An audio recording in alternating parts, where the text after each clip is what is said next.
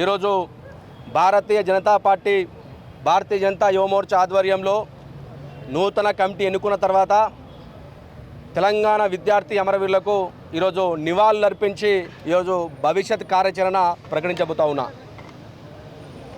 నేను ఎందుకు చెప్తా ఉన్నా అంటే ఆ రోజు 10 సంవత్సరాలు ఈ రాష్ట్రాన్ని కేసీఆర్ అనే వ్యక్తి పాలించి 50 సంవత్సరాల వెనక్కినెక్కిండు.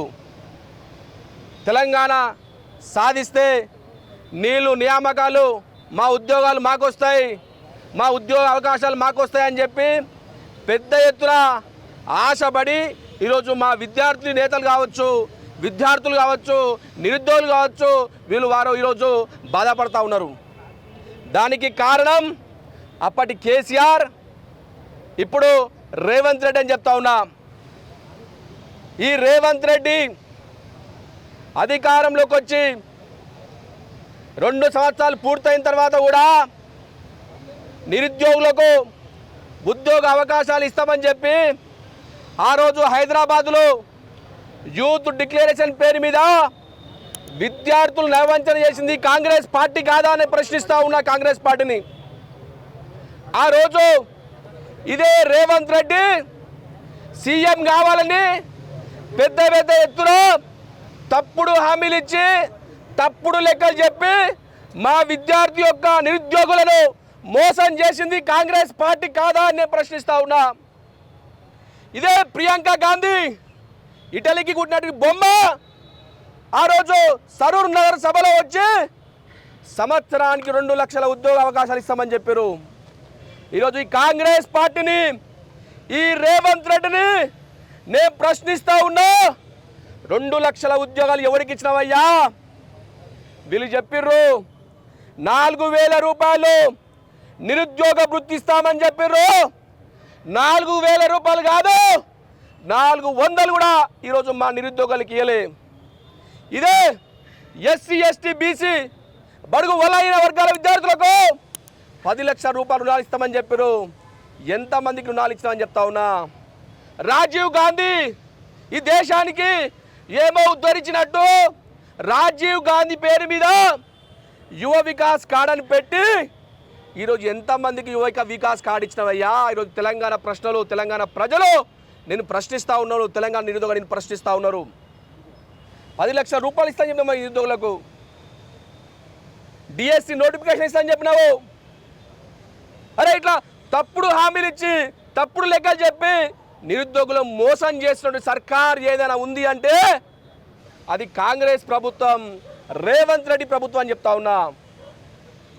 ఫీజు రియంబర్మెంట్ మీద ఇప్పటి వరకు 10,000 రూపాయల కోట్ల రూపాయల యొక్క fee reimbursement SC ST BC విద్యార్థులకు, అట్టడుగు బలైన వర్గాలకు సంబంధించిన విద్యార్థులకు ఇప్పటి వరకు కూడా వాళ్ళకు ఫీజు రియంబర్మెంట్ ఇవ్వలే. గత 5 సంవత్సరాల నుంచి, అప్పుడు 2 సంవత్సరాలు కేసీఆర్, ఇప్పుడు 3వ సంవత్సరం రేవంత్ రెడ్డి వచ్చిన తర్వాత విద్యార్థులను నట్టేట ముస్తా ఉన్నారు. మా బీసీ ఎస్టీ ఎస్టీ విద్యార్థులు ఏం అన్యాయం చేసిరు? రేవంత్ రెడ్డి నీకేం అన్యాయం చేసిరు? నీ కాంగ్రెస్ గవర్నమెంట్ని ఈ తెలంగాణ తీసుకురావడం తప్ప. ఇదే కాంగ్రెస్ గవర్నమెంట్ ఆ రోజు వైఎస్ రాజశేఖర రెడ్డి 35,000 రూపాయలు ఫీజు రియంబర్మెంట్ కింద ఆ రోజు ఎస్సీ ఎస్టీ బీసీ విద్యార్థులకు ఇస్తే అదే 35,000 రూపాయలు ఇప్పటికి కూడా అయ్యి ఇప్పటికీ 20 సంవత్సరాల క్రితం ఫీజు రియంబర్మెంట్ తెచ్చి అదే 35,000 రూపాయలు ఎన్నికే రోజు కాంగ్రెస్ పార్టీ వెనుక అడిగిస్తూ ఉన్నది. మా బీసీ ఎస్టీ విద్యార్థులు చదువుకోవద్దా? చదువుకునే హక్కు మాకు లేదా? కేవలం ఉన్నత వర్గాలు మాత్రమే చదువుకోవాలా? డబ్బులు చదువుకోవాలా? మా బీసీ విద్యార్థులు చదువుకోవద్దా? మా ఎస్సీ విద్యార్థులు చదువుకోవద్దా? మేము ఎప్పటికి ఇట్లే ఉండాలా? మా భవిష్యత్తు ముందుకోవద్దా? మేము కలెక్టర్లు కావద్దా? అడ్వకేట్లు కావద్దా? డాక్టర్లు కావద్దా? మేము ఇట్లే ఉండాలా? ఇప్పటికీ 10,000 రూపాయల కోట్ల రూపాయలు విడుదల చేయాలంటే కాకమ్మ కథలు చెప్పి ఈరోజు రేవంత్ రెడ్డి కాలాన్ని గడుపుతూ ఉన్నాడు.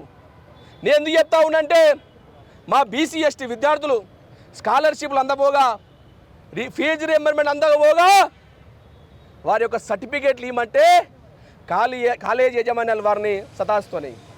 అంటే మా విద్యార్థులు ఎక్కడ పోవాలని ప్రశ్నిస్తూ ఉన్నారు రేవంత్ రెడ్డి.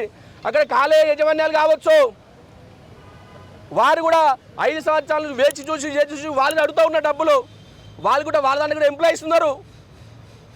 ఈ రేవంత్ రెడ్డి విద్యార్థులకు న్యాయం చేయాలంటే పెద్ద పెద్ద హామీలు చెప్పి, బూటకపు హామీలు చెప్పి ఈరోజు విద్యార్థులను మోసం చేసింది కాంగ్రెస్ పార్టీ కాదని చెప్తా ఉన్నా. ఈరోజు అమరవీరుల సాక్షిగా, అమరవీరుల స్తూపం సాక్షిగా తెలంగాణ కోసం 1200 మంది విద్యార్థి యువకులు ఆత్మహత్య చేసుకుంటే ఈ తెలంగాణ వచ్చింది. ఆ తెలంగాణలో ఈ కాంగ్రెస్ పార్టీ బూటకపు హామీలు ఇచ్చి, బట్టబాజ్ హామీలు ఇచ్చి విద్యార్థులను మోసం చేస్తుంది. ఇదే అమరుల సాక్షిగా చెప్తున్నా, రేవంత్ రెడ్డి నీ గోరి కడతాం బిడ్డ తెలంగాణలో. నువ్వు ఏ విధంగా తెలంగాణకు అధికారంలోకి వచ్చినావో, విద్యార్థులకు స్కాలర్షిప్లు కావచ్చు, నిరుద్యోగులకు ఉద్యోగాలు కావచ్చు, వీటిపైన ఈరోజు భారతీయ జనతా యువ మోర్చా భవిష్యత్ కార్యాచరణ ప్రకటిస్తూ ఉన్నది. ఈ అనేక సంవత్సరాల నుంచి విద్యార్థుల హక్కుల కోసం, విద్యార్థుల సంక్షేమం కోసం, నిరుద్యోగుల హక్కుల కోసం, వారి సంక్షేమం కోసం ఏదైనా పార్టీ పనిచేస్తూ ఉంది అంటే అది కేవలం భారతీయ జనతా పార్టీ, భారతీయ జనతా యువ మోర్చా. నేను ఇక్కడి నుంచి ఈ అమరుల సాక్షిగా రేవంత్ రెడ్డికి ఒకటే హెచ్చరిస్తూ ఉన్నా, రేవంత్ రెడ్డి బిడ్డ నువ్వు 10 రోజుల దగ్గరకు వచ్చినాయి. ఈరోజు ఈ భవిష్యత్ కార్యాచరణ ప్రకటిస్తూ ఉన్నాం. రాబోయే రోజుల్లో ఈ కాంగ్రెస్ పార్టీని తెలంగాణలో బంద్ పెడతామని చెప్తా ఉన్నా. ఈ రాబోయే రోజుల్లో తెలంగాణ వ్యాప్తంగా విద్యార్థులను ఏకం చేస్తాం.